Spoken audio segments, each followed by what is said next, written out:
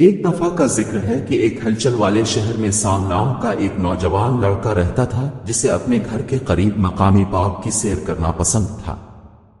ہر روز school کے بعد same ہرے بھرے کھیتوں میں دوڑتا، درختوں پر چڑھتا اور پارک کے چھپے ہوئے کونوں کو دریافت کرتا جسے دوسرے لوگ اکثر نظر انداز کرتے تھے۔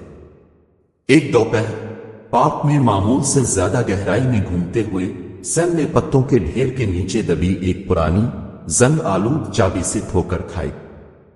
حیرت زدہ ہو کر اس نے اسے اٹھایا اور سوچا کہ یہ کیا کھول سکتا ہے۔ کلید پیچیدہ ڈیزائنوں کے ساتھ آرائشی تھی اور ایسا لگتا تھا کہ اس کا اپنا ایک راز ہے۔ سام نے تحقیقات کرنے کا فیصلہ کیا اور جلد ہی ایک بڑے بلوط کے درخت کی بنیاد پر ایک چھوٹا سا دروازہ ملا۔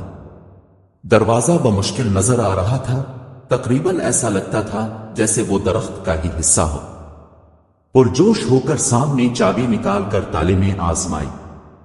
اس کی حیرت سے دروازہ کھٹکھٹایا۔ اندر سیم نے ایک پوشیدہ جادوئی باغ دریافت کیا جو چمکتے پھولوں، چمکتی ہوئی ندیوں اور شاندار مخلوقات سے بھرا ہوا تھا۔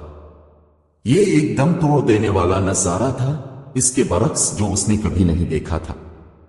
ایسا لگتا تھا کہ باغ رنگوں اور آوازوں سے جیتا جا رہا ہے، اس کا اپنے پرفتن دائرے میں استقبال کر رہا ہے۔ جیسے ہی سورج غروب ہونے لگا، سام ہچکچاتے ہوئے جادوئی باغ سے نکل گیا، یہ وعدہ کرتے ہوئے کہ وہ واپس آئے گا۔